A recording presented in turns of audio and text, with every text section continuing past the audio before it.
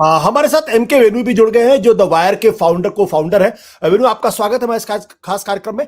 वेणु, ये जो George Soros को लेकर जो तमाम तरीके की आज प्रेस कॉन्फ्रेंस की गई और एक नैरेटिव खड़ा करने की कोशिश की जा रही है, उसको आप किस नजर से, क्या आपको लगता है जॉर्ज सोरेस इतने नाइव है कि वो प्रेस कॉन्फ्रेंस करके या किसी कार्यक्रम में अपनी बातों को रख के उस षड्यंत्र का खुलासा करेंगे कि वो दरअसल नरेंद्र मोदी की सरकार को उखाड़ फेंकने के लिए काम कर रहे हैं?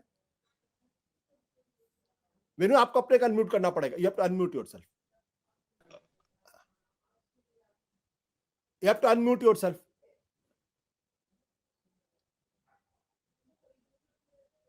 When we can't hear you. हाँ, yes. कैन यू, आ रही है आवाज, आ रही है? Yes, बिल्कुल साफ आ रही है।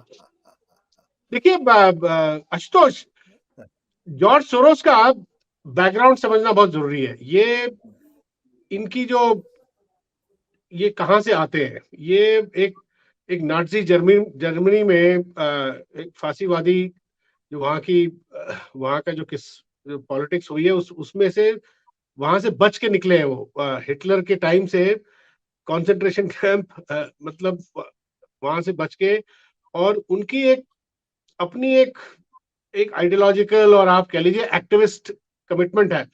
वो बड़े बिजनेसमैन है, बिलियनियर है, इन्वेस्टर है कई सालों से, और सक्सेसफुल इन्वेस्टर है। और साथ साथ उन्होंने कई देशों में ओपन सोसाइटीज फाउंडेशन अपनी खोली हुई है, और वो उनका एक्टिविस्ट रोल है जिसमें वो डेमोक्रेसी, फ्रीडम, जस्टिस, इन सब चीजों पे खुल के इनकी इन सब फोर्सेस को सपोर्ट करते हैं। चाहे वो हंगरी हो, जहां से वो आते हैं, और चाहे वो यूरोप हो, जर्मनी, लंदन, न्यूयॉर्क। और वो उन्होंने पिछले 2 साल में, आप देखिए, उन्होंने ट्रंप की आलोचना करी है। ट्रंप को उन्होंने कहा है कि जब वो पावर में आए तभी बोला पॉलिटिकल कॉनमैन है, और ट्रंप को बोला कि ये तो वुड बी डिक्टेटर है, ये अथॉरिटेरियन। तो उस वक्त ट्रंप ने तो नहीं कहा, या अमेरिकन ने तो नहीं बोला कि ये अमेरिका के डेमोक्रेसी पे ये प्रहार कर रहे हैं या अब उन्होंने शी जिनपिंग के खिलाफ भी पिछले साल बोला कि ये पिछले 2 साल से वो शी जिनपिंग के खिलाफ भी उनका जो शी जिनपिंग का जो एक कड़ा रुख, उन्होंने जो पुराने डेंग जियाओपिंग और पुराने जो चाइनीज कम्युनिस्ट लीडर के जो रिफॉर्मिस्ट रुख को छोड़ के जो एकदम से अपने जो कम्युनिस्ट रुख पे हार्डकोर हार्ड लाइन कम्युनिस्ट जो रुख अपना रहे थे, तो उसकी भी आलोचना करी। उन्होंने कहा कि ये शी जिनपिंग जो कर रहे हैं, ये पूरा सोशली ये पूरे अपने सोसाइटी को क्लोज कर रहे हैं दोबारा। जो भी थोड़ा बहुत चाइना एटलीस्ट इकोनॉमिक बेसिस पे जो खुला है, कैपिटलिस्ट जो बेसिस पे जो उनकी जो ग्लोबल वर्ल्ड इकोनॉमी से इंटीग्रेट किया है, चाहे उनका पॉलिटिक्स अभी भी डेमोक्रेटिक ना हो, मगर उस पर भी शी जिनपिंग थोड़ा वापस जा रहे, तो उनकी भी आलोचना करिए, रशिया की आलोचना करिए। और हंगरी में आप सोचिए, हंगरी में जो ओरबान है, जो अथॉरिटेरियन है, जिन्होंने अपने नए नए लॉज लाके प्रेस फ्रीडम को सस्पेंड कर रखा है, जुडिशियल इंडिपेंडेंस को सस्पेंड किया है, उनके खिलाफ उन्होंने आवाज उठाई। और ओरबान जो वहां के जो प्राइम मिनिस्टर, उन्होंने एक लॉ लाके इनके खिलाफ, इनकी जो वहां पे जो पूरी जो इनकी जो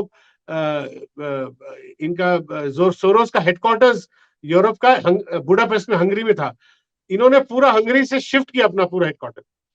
मेरा कहने का मतलब ये इनकी ये जनरल इनकी एक एक्टिविटी, पॉलिटिकल एक्टिविज्म रही है, और सब जगह उन्होंने आलोचना करी है। तो ये कोई मोदी की आलोचना जो मोदी जी कर रहे हैं, कोई नई बात नहीं है। इसलिए मुझे लगता है कि हिंदुस्तान को जिस तरह रिएक्ट किया हिंदुस्तान ने, किसी और देश ने कभी रिएक्ट नहीं किया। कभी शी जिनपिंग ने इनके बारे में थोड़ी कुछ बोला, और या कोई पुतिन ने इनके बारे में कुछ थोड़ी बोला कि जो रशिया के खिलाफ भी इन्होंने आवाज उठाई है। तो ये हमारा जो इंडिया का जो रिएक्शन जो है, मुझे लगता है कि ये एक किस्म से ये लोग आत्मनिर्भरता और आत्मविश्वास की बात करते हैं, वो उसका विपरीत, जो इनका जो रिएक्शन है उसका विपरीत ही है। अगर इतनी आत्मनिर्भरता है आप में, तो आप किसी एक आदमी जो इन्वेस्टर है, बिलियनर होगा, थोड़ा इन्फ्लुएंस होगा इन्वेस्टर्स के बीच में, अगर वो आपको क्रिटिसाइज कर दो, आप रहने दीजिए उसको, वो उसकी बात है। आप कह दीजिए हम इससे अग्री नहीं करते, और बात खत्म। अब ये कह देना कि वो डेमोक्रेसी को डिस्ट्रॉय कर रहा है तुम्हारी, मुझे लगा कि ये हमारी वीकनेस को ज्यादा दिखाता है, इसके बजाय कि वो उसको कोई नुकसान पहुंचा रहे हो सोरोस को। वेनु, क्या सोरेस इतना पावरफुल है कि वो भारत की अर्थव्यवस्था में कुछ गड़बड़ी कर सके? क्या नरेंद्र मोदी के खिलाफ इंटरनेशनल लेवल पे लोगों को लामबंद कर सके, जो ओपन सोसाइटी के बारे में बात करते हैं, डेमोक्रेटिक वैल्यूज के बारे में बातचीत करते हैं, लिबरल डेमोक्रेसी के बारे में बातचीत करते हैं?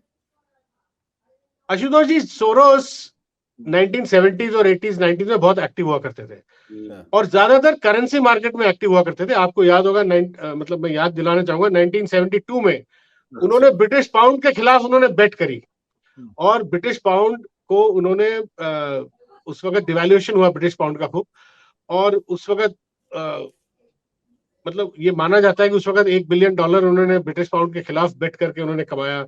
उसके बाद एशियन फाइनेंशियल क्राइसिस में उन्होंने मलेशिया और ये जो ईस्ट एशियन इकोनॉमीज हैं उनके खिलाफ बेट करी, क्योंकि वहां पे उस वक्त वही स्थिति थी।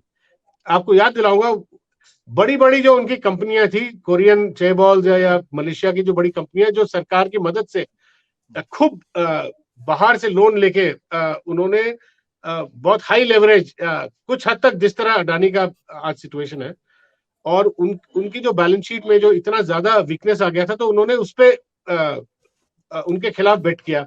तो उस वक्त आपको याद होगा, Malaysian currency, Thai currency, Korean currency सब 30-30, 40-40% लुढ़की थी उस दौरान, 97 और 80 के बीच में। तो तब भी ये कहा जा रहा था कि भाई सोरोस के खिलाफ महातिर मोहम्मद, जो मलेशिया के जो प्राइम, उन्होंने भी इस तरह की आवाज उठाई कि ये हमारे खिलाफ है। मगर उसके बाद क्या हुआ, सब ठंडा पड़ गया। उसके बाद वही सोरोस वापस उन्हीं इकोनॉमी में फिर से निवेश करना शुरू कर दिया उन्होंने। तो भाई वो है ट्रेडर है, वो कभी निवेश करते हैं, कभी बेचते हैं, कभी खरीदते हैं।